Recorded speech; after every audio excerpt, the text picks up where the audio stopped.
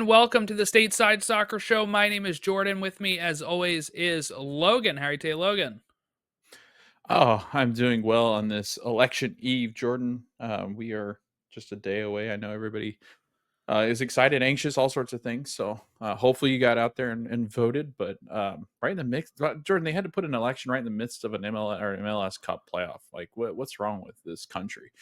Yeah. Well, I was gonna try to open up the show and be like, we got a big vote that's coming up, and just like be teasing it, and it's really just about MVP the Yeah, whole time. Yeah. No, yeah, we do have the election tomorrow. If you're listening to this on the election day, go out and vote.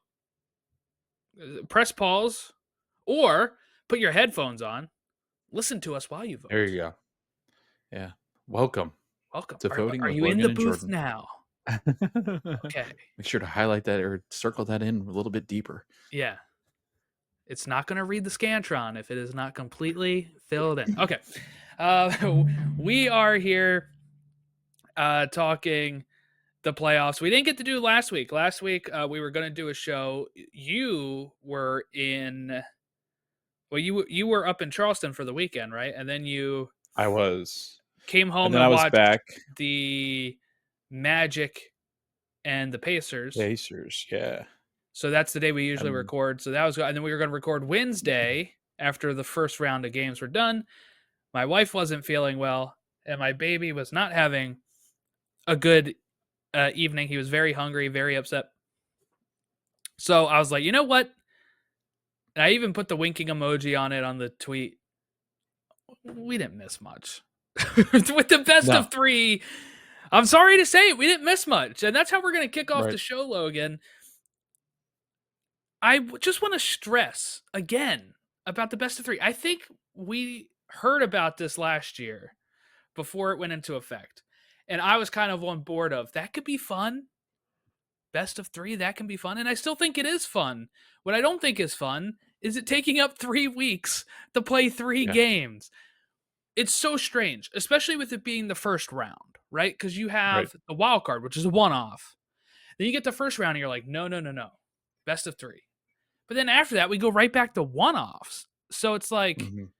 shouldn't the one offs be maybe up to the Eastern Conference Final, Western Conference, and then you do the best of three, or do you do best of three the Right. whole way, or do you just do single elimination all the way? The answer is C. By the way, the answer is C. Single elimination the whole way through.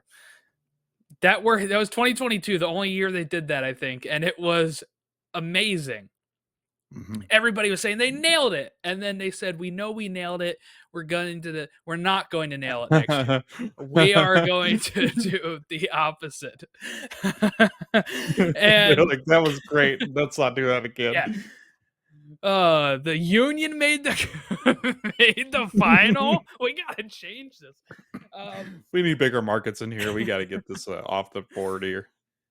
So that was that's a big thing, and I just want to stress too. I was thinking about it the other day on Saturday when Miami was playing. Logan, the time between game 1 of Miami and Atlanta and game 2 of Miami and Atlanta, a whole entire World Series was played. Yeah, I think the stats were also like Daniel Jones has only thrown 2 oh, no, wait, that was a different stat, sorry. Yeah, no, I totally agree with you, Jordan. It's so bad. Like I got to go back and like it is the one complaint I have about the length of this is like I don't remember. I'm like, wait, I got to like readjust to like what am I watching? Who am I watching? Who's out? Who got the red card? Who's gotten suspended for this match? Who's going to be in the start? What it's just so disorienting and like and then I'm sitting here like I get that election day is Tuesday and the NBA is not playing, which is great. Get people out, get to the polls, vote. But like, why can't they play on Wednesday? Why can't MLS just play this Wednesday? Like this, like just we're just not. We're just not. So it's like just play, like get these games over with. Like you said, it should take a week, if not 10 days. Like Yeah. it shouldn't be a stretched out almost 21 days of trying to figure out. And then we have that weird international Yep. break. And Jordan, we have not talked about it, I don't think on this show because it was kinda like on a weird the news broke on a weird, like, but sources say that MLS is now working towards the traditional schedule, and Yeah. obviously We're a going to lot of talk it. about that a little bit later in the show here because I do want to get your thoughts on it. But here's the thing, too. Like I said, a whole World Series was played in between them. And maybe that's good in the sense of the World Series dominated that week, whatever. But it makes it feel so long when you're like, wow, we had moments like Freddie Freeman's grand slam and the terrible top of the fifth inning for the Yankees in game 5. We had all of that stuff between Miami winning game 1 and Atlanta winning game 2. It shouldn't take that long. Like I've said, if you want to spread out the games, which originally is what they wanted to do, right?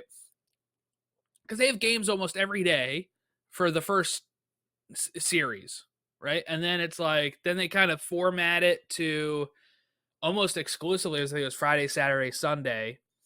And then next week is just Saturday and Sunday, I believe, for the game 3s.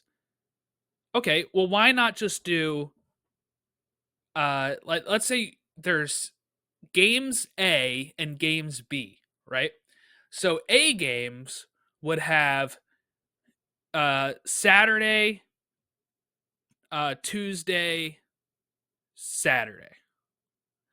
B games would have Sunday, Wednesday, Sunday. That means you're only not playing on Monday, Thursday, Friday, which are already days that you're probably like Monday is Monday Night Football, Thursday's Thursday Night Football, and Friday, people are out doing stuff. Like you would already knock off 3 days that you're probably not getting a lot of views as it is. And then, you're giving enough time and it's 1 week. Or like you said, a week and a half, whatever. If you wanted to do Saturday, and then Wednesday, like you said, if there's a need for game 3, we're Like a getting game it done 3, now yeah. so we can kick off the next stuff on Saturday, right? Like Yeah. that would Yep. make sense. But Ricky Puge just posted after LA Galaxy wrapped up game 2, Logan.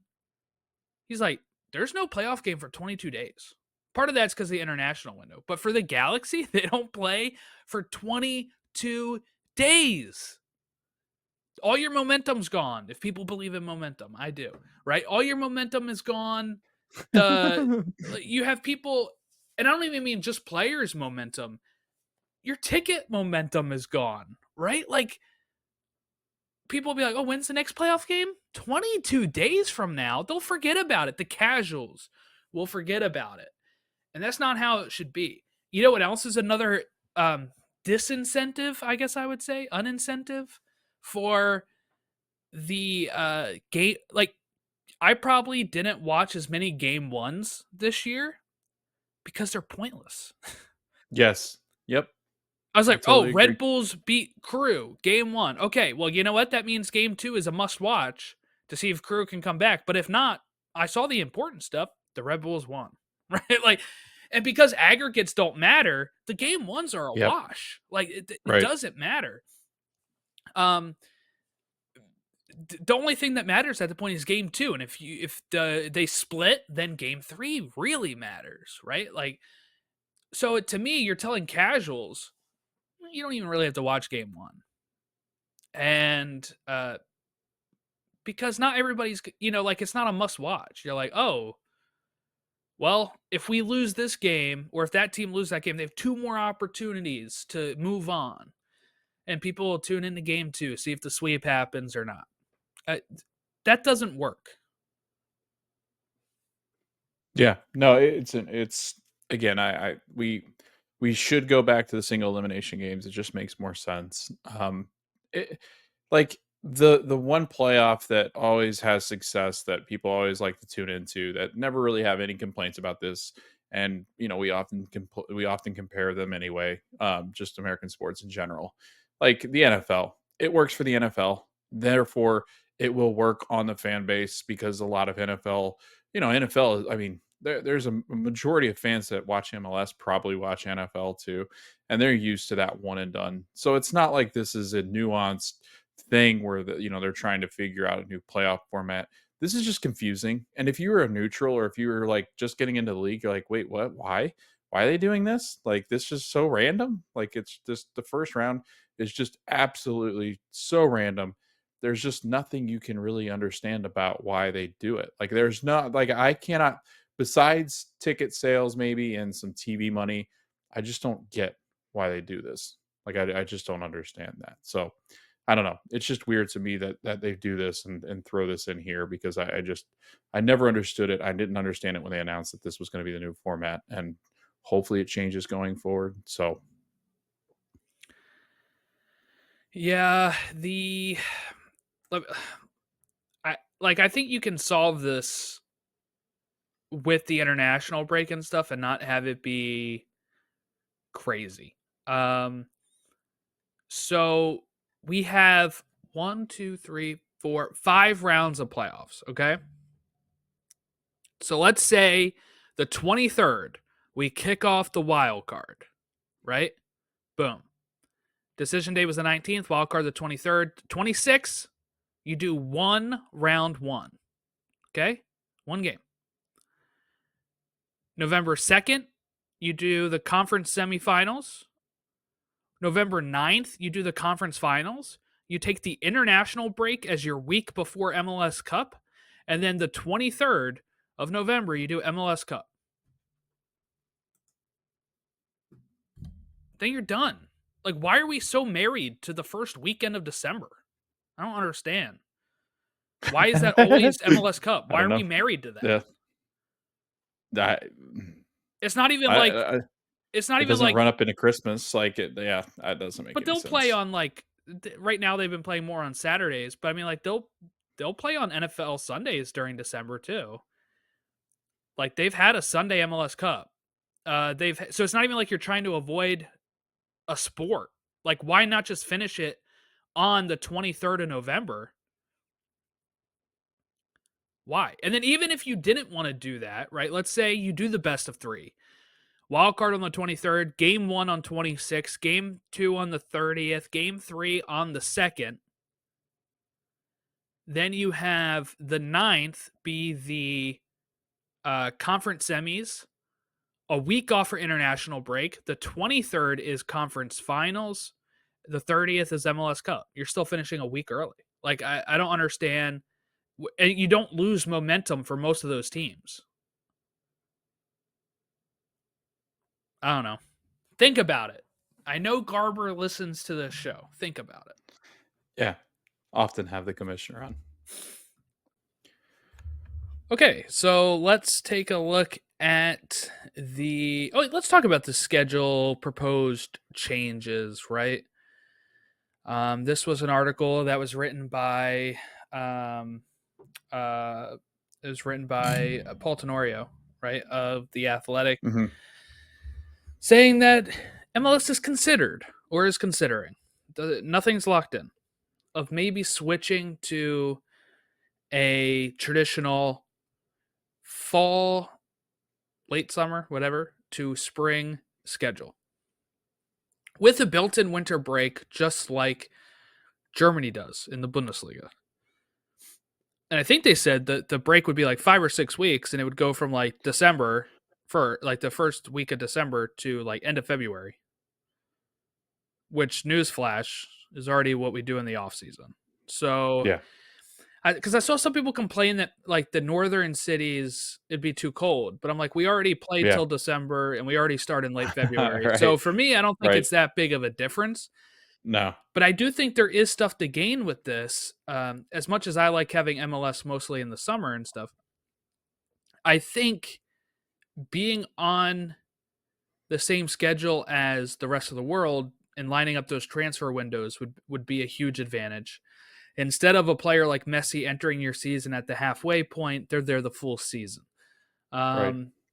which can make the difference. Like he could have made a difference in Miami's fortune. They could have made the playoffs last year if maybe he got in there earlier, right?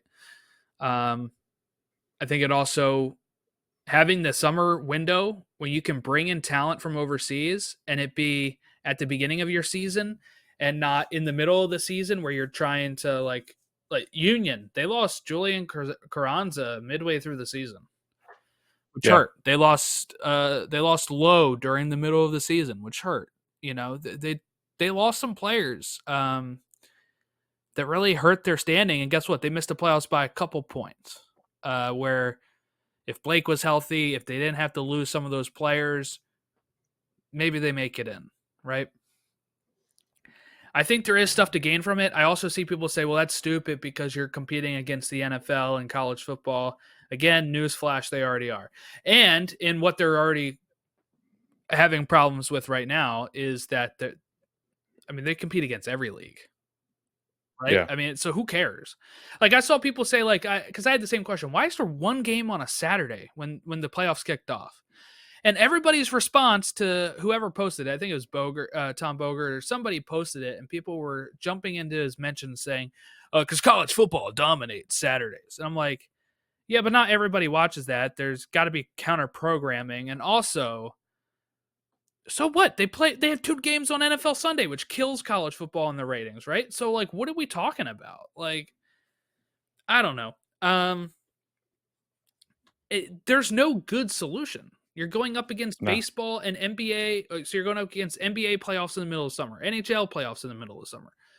You wouldn't have Mhm. to worry about that. Well, I guess you would, because MLS Cup would be in like May, right? Which is when they're already starting their playoffs. But still, like, you're not, like, the NBA finals are not going to be going on at the same time your season's going on. The Super Bowl won't be going on while your season's going, because you're going to be starting a little bit after that as well. So, like, you're still not competing against. I don't know. I don't. I think the competing stuff is just people. I don't think it's that big of a deal, but people like to phrase it that way at times. I think. Um, I don't know. I see a lot of reason why this might happen. I don't know if I'm really for it. I don't even know if I'm really against it. I'm just kind of like, we'll see, right? Right. I think too, like I think what people often forget as well is that like if my favorite college football team's playing and my favorite MLS team's playing, there's a really good chance I'm gonna watch my favorite college football game and then switch it over or have it dual screen where I'm watching my favorite MLS. Because a casual, then yeah, the casual will not watch MLS anyway. Yeah, They'll the just be watching casual's not college pulling football up like watch Apple college football. TV Right. and Right. signing up for MLS season pass. Right. They're not. Where and I another thing that I think people have to realize, and I know it's tough to come to terms with because of how the popularity was, when we were growing up, but the NFL is losing popularity because of the violence, because of the constant worry that a kid's going to get hurt. So there's not, they're changing to other sports where they're playing more, you know, less of a, bash your head up against a wall kind of thing. I mean, CTE is a big problem. Brain injuries are a big problem. I know NFL's kind of, and football in general has just kind of lost its ability to attract the youth as well as it used to. It's tougher too because the younger generation's players are less loyal to teams nowadays. So it's like they're not really following teams; they're following players. So I don't know, it's interesting. And people will also, the other thing too is they always want to compare this to football. And while they are MLS fans or they might be soccer fans, they're probably bigger NFL fans. Because they've just been in watching that league for much longer. But I think what the NFL fans are going to have a hard time admitting is that soccer could possibly pass it at some point. Just because if you look around the world, soccer is the most popular game. It doesn't matter what country you're looking at. That it is the most popular game. We're the only country where it's not. So it'll be interesting. Like soccer will continue to grow and continue to grow, where I feel like the NFL has reached a ceiling and actually could lose fans based on what could happen in the future as head injuries become more of an issue, as player safety, just the ease of access too with the NFL, Jordan. Like that's another thing that I don't think people realize is that soccer is a cheap game to watch right now in the US. Like soccer is relatively cheap. NFL, it is not cheap to watch an NFL game in person or at home. So, people are always going to go to a more pocket friendly, and MLS is way more friendly It in the depends. checkbooks. I think when you talk about, like, if you're following your team, NFL still has that. If you're local, right? Like Yeah. for me, if I had an antenna that worked, I would get every game, because even the games that Yeah. are like streaming only or whatever, like there's like laws, right? Where if they're on your local thing, they put them on a station. Like mine is, they Yeah. put it on my NBC station if they're on NFL Network or Amazon or whatever. But NFL is starting to get a little crazy, right? We're talking about playoff games on Peacock. We're talking about Christmas games on Netflix. Netflix, right? Right. While Apple, it's literally if you pay $79.99 if you have Apple, or if you pay $99.99 if you don't have Apple, and you just pay the season pass, you get every MLS game, every Leagues Cup game, and now apparently every U.S. Open Cup game. Right, this summer Right. had U.S. Open Cup on it. That's With no blackouts. no blackouts. So, Watch it wherever you want. right. That's huge. NFL doesn't have that. Yeah. No, NFL does not have that. And then if you look at if you wanted to watch, and that's the thing, you can watch every game for $100, no matter if it's your team or not, right? Yeah. How much is YouTube NFL season pass thing? We pay, what do we pay? We pay like $150 a month or something stupid. Whoa. Like, it's like, yeah, it's like 400, 500 for the season, right? yeah, it's a lot. It's Yeah. a lot of money. Yeah. That's It's good insane. to split. It's like 70 something each. Yeah. Yeah, yeah. But if you're not, if you don't have that capability, then Right. And I have to do it because in Florida I get Tampa Bay games. I don't get the Dolphins. You're not in the because Miami I'm not area. in that region. Yeah. Yep. It sucks. It's a shame. But yeah, I think this could be good with the season break in there. That's pretty much what we cover in the offseason anyway. And then it sounds like they would do Leagues Cup in the middle of the offseason Yeah. instead. And they might change Leagues Cup setup to maybe be a neutral site, or like in the southern cities, which I think is fine, right? Like that'd be fine. Eventually probably Leagues Cup just goes away at a certain point, I think, but we'll see. It would be cool to do like a regional, like you could do that in the big cities where you had like multiple fields to play on. Like And that'd be if you cool. also had like if we did regional, if there is a dome team in the Northeast that would be able to host those games, which is a lot in the Midwest. I think all of them are, except for Lambeau. Yeah, none of those. Yeah, but none of the soccer specific ones, which is what I assume they would want, because they would want to show off their stadiums. But yeah, that's true. Yeah. Okay. Well, before we get to the games, we have our first award winner of the season, I believe, right? We had the ref winner, but we also now have the newcomer of the year, which goes to Gabriel Peck of the LA Galaxy. He beats out Luis Suarez. Yeah, he had, his stats were 16 goals, 14 assists in 33 matches. The fourth youngest MLS player in history to record at least 30 goal contributions in a season. He's also the youngest player with at least 15 goals, 10 assists in an MLS campaign. And he won the vote with 37.53% of the vote. Luis Suarez got 27%, and Luca Aureliano, I can't speak, from Cincinnati, got 12.53%. Last year, Giakoumakis won the award, and the year before that, Almada did. So there, Gabriel Peck breaks up a 2-year in a row Atlanta United win, and before that was Chicho Arango when he was with LAFC. So the last 4 years, it's been an LA club or Atlanta with the newcomer of the year. Never been a Philly player on this list. Or an Orlando player. I was going to say we're too young to have.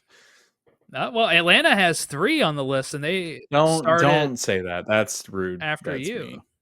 Yeah, well, I mean. No, no NYCFC either, but they're the ones that started the same day as you. So there you go.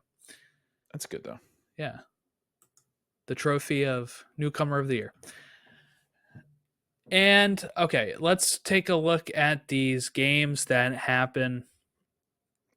One big storyline here. I'm not sure if you saw this in the Seattle-Houston Dynamo game. Hector Herrera got a red card for spitting in the general direction of the referee.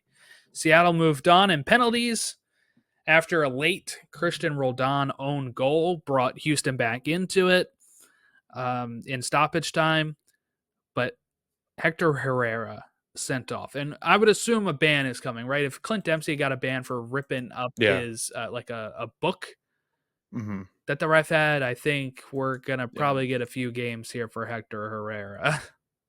Yeah, I think a 5 to 10 match ban, it'll be a big one, I think. I would say He 3 to 5. I would Yeah. probably lean more towards that, but yeah, Yeah, I guess because he didn't get physical with him. But yeah, I'd say I'm gonna go 5. I'm guess 5. yeah. You can't be spitting at people. That's Also, I looked up what would happen because I wasn't really sure on the rule. Like, let's say they go to penalty because they went to penalties, right? Oh, we're running out of spots, yeah. Yeah, like one team has 11, one team has 10. So what happens when one team reaches 11 and You then the other forfeit, team don't only you? has 10? What happens is the team that has the advantage of players actually just removes a player. So they'll always have the same, like, if Oh, yeah, so really? if Houston had 10 men, Seattle chooses 10 penalty takers. That's weird. That's I would actually, have thought I it think would have that's an been advantage though too, because you could just be like, we're not going to use the goalkeeper. Oh, that's true. But I would Like still we're feel not like going to that's kick weird. Like, Stefan Fry. Like he's not going to kick.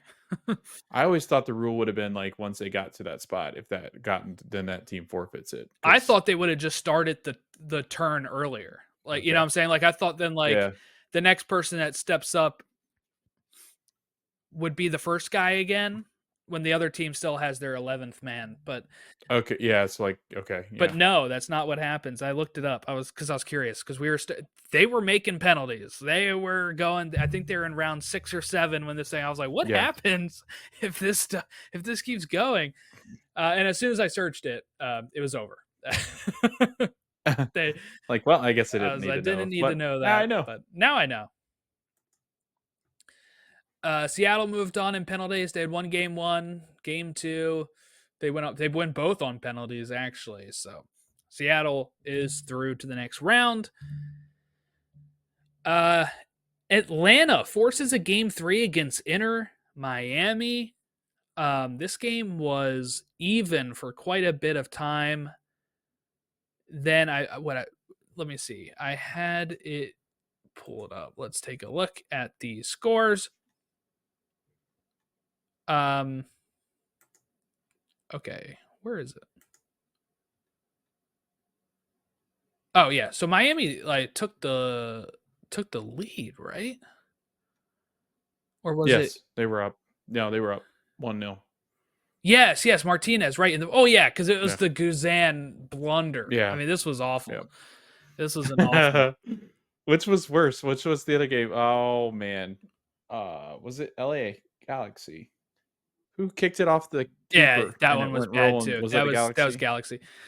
Yeah. Okay, so I saw a lot of people say this should have been interference. I just don't agree. He's not even Mm. like that close to him. Guzan, just take a look around.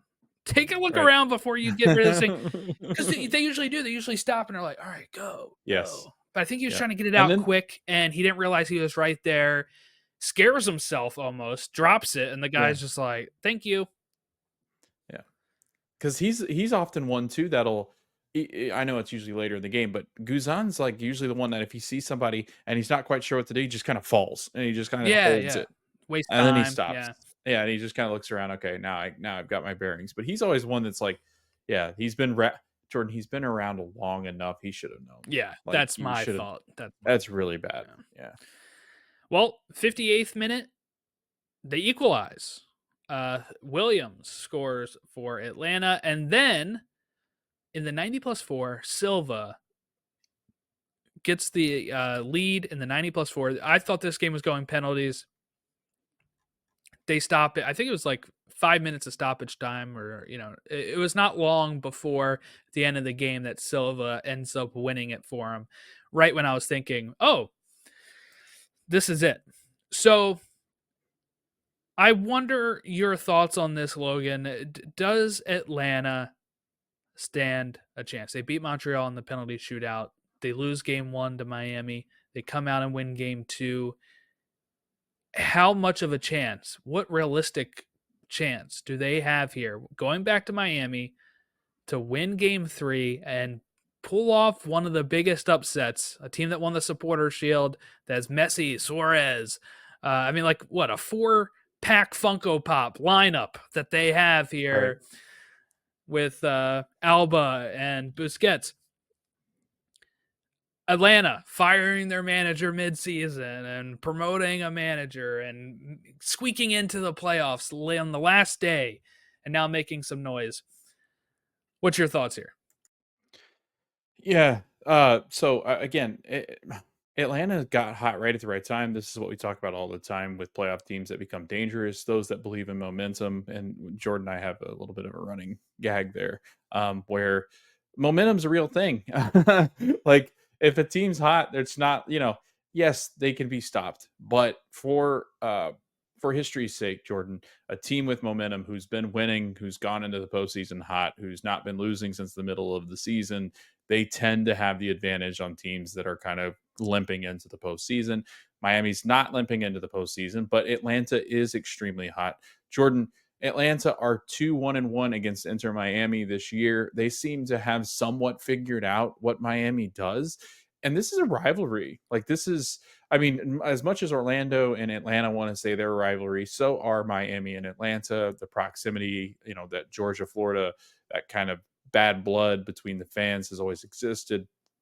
And I really do think that Atlanta United, if spending the money correctly that Garth has, and if they start to get this project back on the road and get it going and get it corrected, which I do feel like they've found some really good players to do so. They just need to keep building on that momentum. I do feel like Atlanta is going to always be a serious threat. They're always going to have that money to spend. And they really do. They seem to have something where they don't play scared against Miami. Like a lot of these teams, and Orlando included, like I will throw Orlando under the bus until they prove me otherwise. That's why I don't like an Orlando City matchup for then that next round, is because they don't ever play Inter Miami that well. They play scared. It looks like they're timid. It looks like the goalkeepers, the defensive back line look shaky. Atlanta doesn't have that. And I think maybe because they're so farly or so like underrated, and they're so far from the talent level. I think they said they finished 34 points below Inter Miami this year. Like, they are such the underdog that they don't have anything to lose. And that's a dangerous, dangerous thing when you get into postseason and somebody's playing well, when they're just playing with house money and they've got nothing to lose and they're just scrappy. And that's what this is. I mean, they're led by a Dax McCarty, Jordan, who's the journeyman, but also he's like that veteran presence that you need. Like, you need somebody in that locker room that's going to do that. And ever since they got rid of Pineda, ever since they've kind of turned this corner, Atlanta United can shake some things up. Do I think they can go into Inter Miami and beat Messi and the crew? I think that's yet to be determined. I still don't favor them very likely to beat Inter Miami 2 games in a row, and especially going back to Miami where it'll be ruckus. But yeah, I think if there's any team in the Eastern Conference right now, Jordan, like, this might be shocking to say, I think this is probably the team that would give Inter Miami the biggest headache, just because I just feel like for some reason they've got something that they've figured out on how to kind of maintain control of games against Inter Miami. And that's wild to say as the 9th seed. Yeah, I think that they are a matchup that is, I wouldn't say a nightmare for Miami, but like it is maybe the toughest that they may face. The crew is out, Yeah. right? So I don't know. Maybe if Red Bull get there too, because Red Bull've been playing pretty well as well. Maybe that would be something to really cause a shakeup. But um, this will be a test for Miami. I'm sure they were wanting to wrap this up in 2 games. You get the 22 days off or whatever, and don't have to worry about it for a little bit of time. But now here they are, game 3. They have to do it. And I believe that is Saturday night. We'll take a look at the dates coming up. We also had the Minnesota beat RSL. They're through. RSL, very underwhelming, right? We saw them live at the Union game when you came. They weren't really playing that well, honestly, that day. But at that point, they were flying high. And once they beat the Union, they were like top of the league points per game or whatever. It was looking pretty good for RSL. Then they kind of started faltering a lot after that. And, there was a while where they were on pace to be the best team in the league points per game, I believe. That fell off. They get into the playoffs. They lose the first game to Minnesota at home. Then they have to go on the road. Now Minnesota has the advantage. They won that away game. They have the home game for game 2. They steal that one as well. And there you go. Minnesota moves on. They'll face the LA Galaxy, who beat the Rapids. Rapids had an improved season. They end up falling short. Definitely an improved season from last year, but still not great for the Rapids to get bounced that easily. Galaxy really just toyed with them a bit. But what's your thoughts on RSL? Yeah, they've lost steam. And they go from having Andre Gomez to an attack that all of a sudden doesn't have much of a threat up front besides Chicho. And if Chicho's not playing well, like he had been, then that's when you really start to run into problems. They've run into injury issues, obviously. Their defense was never that impressive to me. I mean, they've had moments where they've looked okay, but in the end, I just feel like RSL was kind of that lame duck that was just kind of sitting for somebody to pick off. Kind of like how I feel. Maybe I guess Cincinnati's kind of like that in a way, where their defense is just so depleted. They're not getting the offensive firepower that they really need to get past some teams. I feel like Cincinnati's a lame duck too. They're just waiting to get plucked off by somebody that's better, and NYCFC might do it.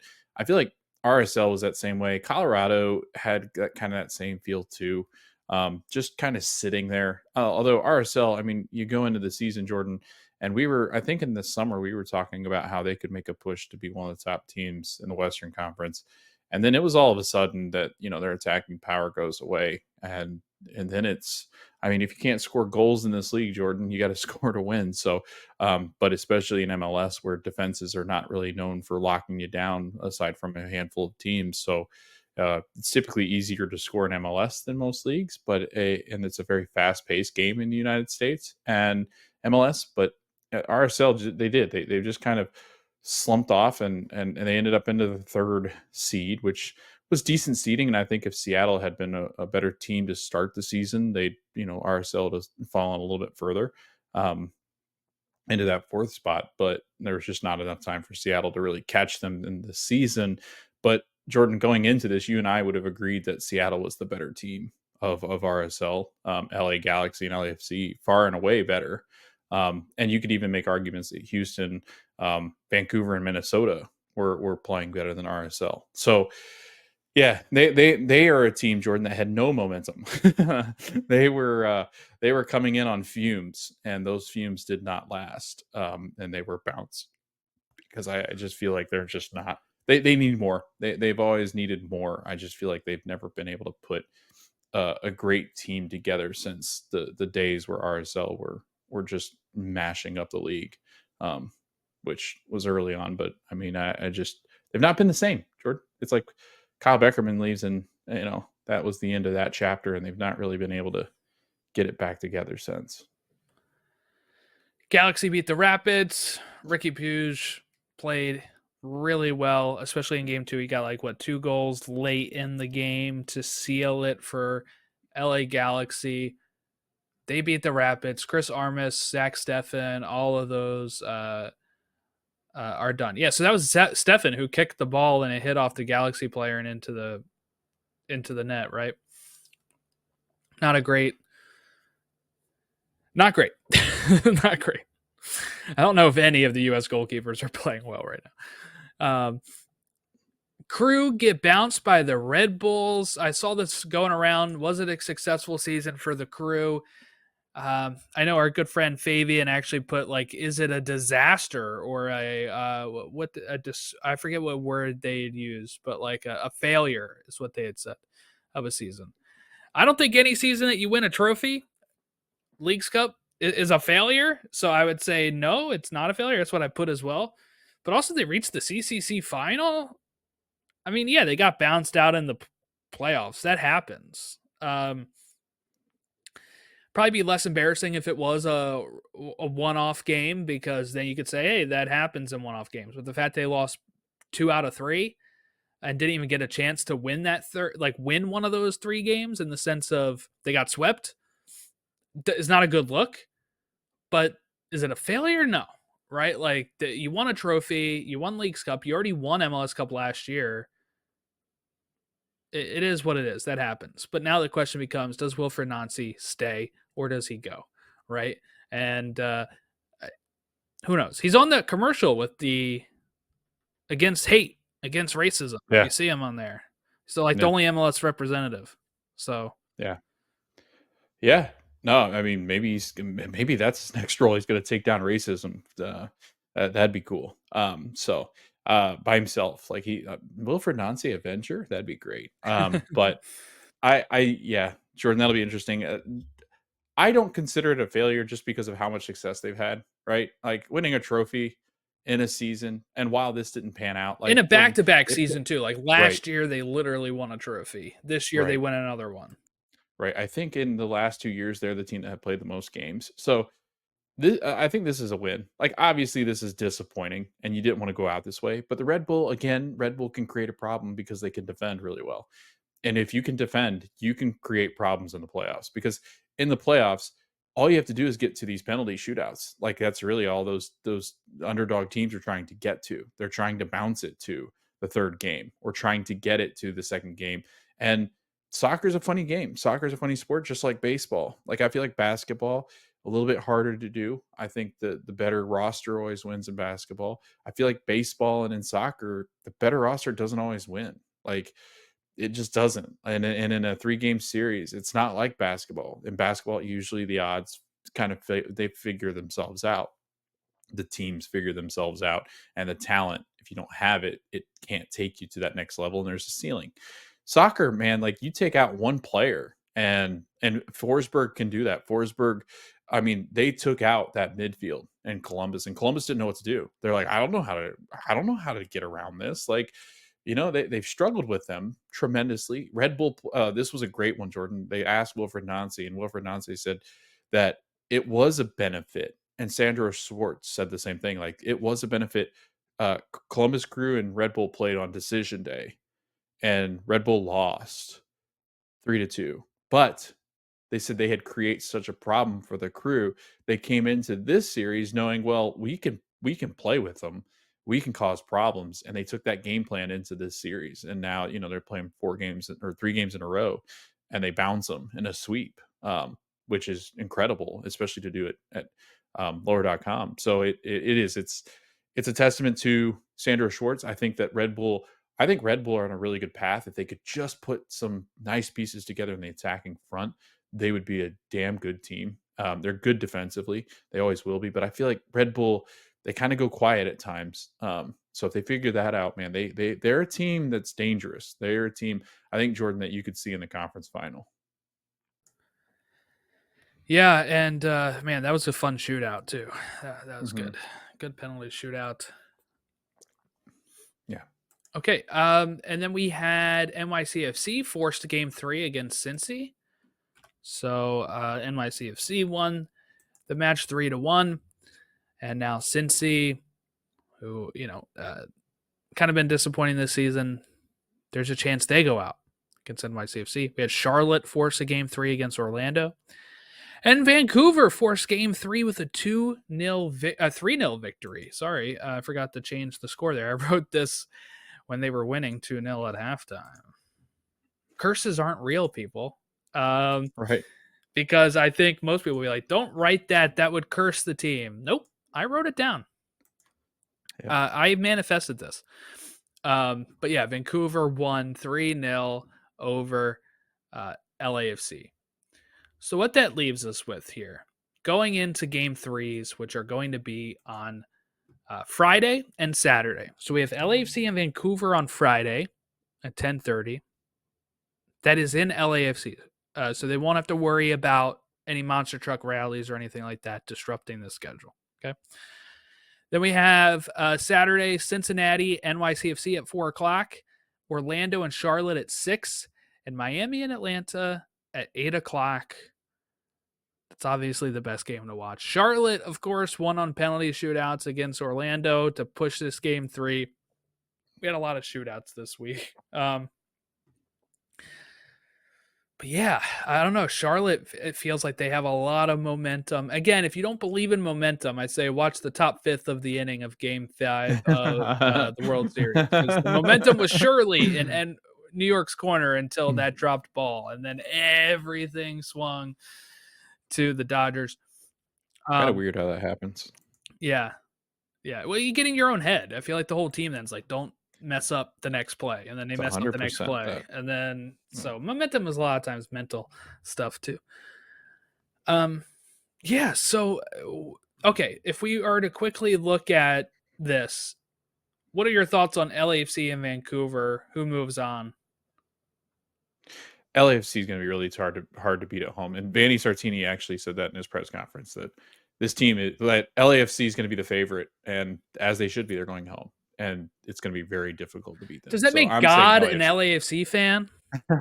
Well, did you see what he said? He Yes, goes, I love it. well, he was like, when he goes about the God thing, and then in this quote, he goes, yeah, he, or I guess he could be a she, or she. So like she is. It was funny.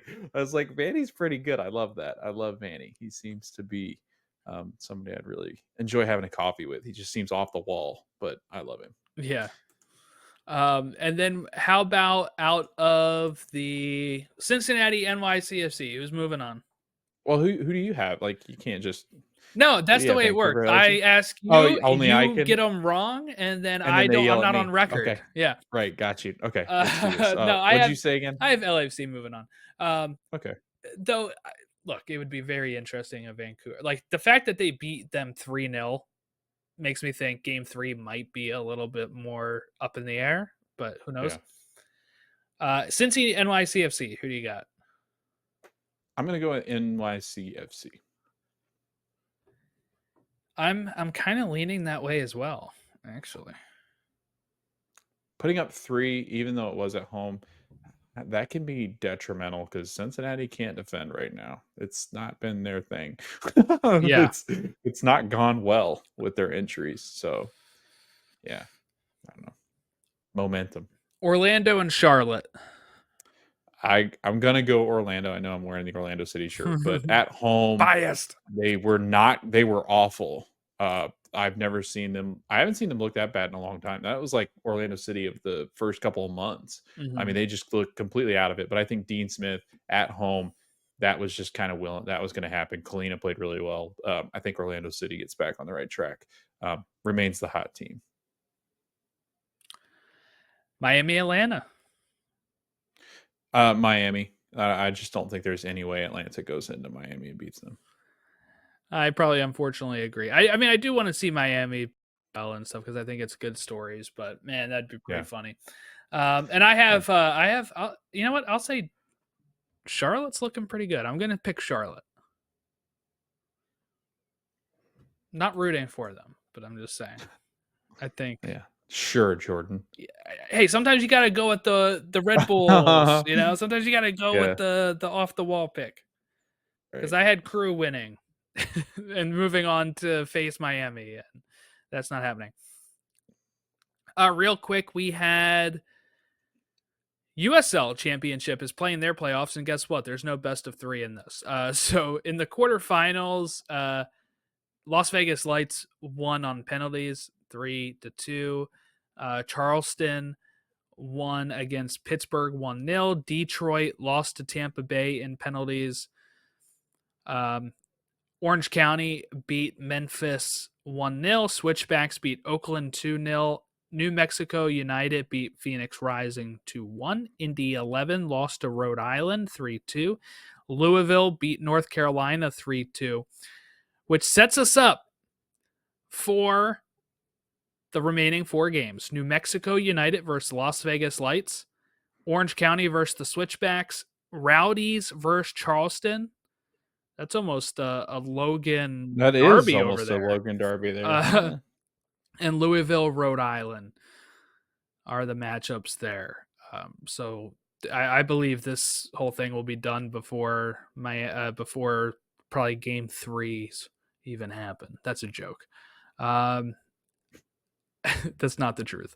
I don't know when the season wraps up for them, but it is much faster than the remaining. Let's see. No, they don't have it on FOTMob, so I'd actually have to go to like USL's website. But yeah. Okay. That's who's left in the USL. I am frozen. You've never looked better though. Thanks. I can see what I look like. It was not great. Okay. Anything else before we head out? I don't think so. Is Christian Pulisic a realistic candidate for Ballon d'Or? No. Because they keep saying that, and I want to believe it. Jordan. Who is So they? you're I wrong. only see U.S. accounts saying that. I know. That's what I'm talking about. They, them, those people. Yeah, I don't know. I don't know. He keeps shouting it. I mean, his numbers, if he keeps pace, they are very Ballon d'Or-ish. You didn't ask that though. You asked if he's a realistic candidate. Okay. They're never giving it to an American. It's not happening. All right. Okay. Should I actually say, Jordan, if he continues this pace, is Christian Pulisic a rightful candidate for winning Ballon d'Or? You know what he's going to do? If he keeps up on this pace, Logan, he's going to believe that he won the Ballon d'Or. And he's going to tell everybody at AC Milan, I won this thing. I won this. And he's going to leak that he did not even get close to winning it. And then he's going to throw a fit. And he's not going to show up.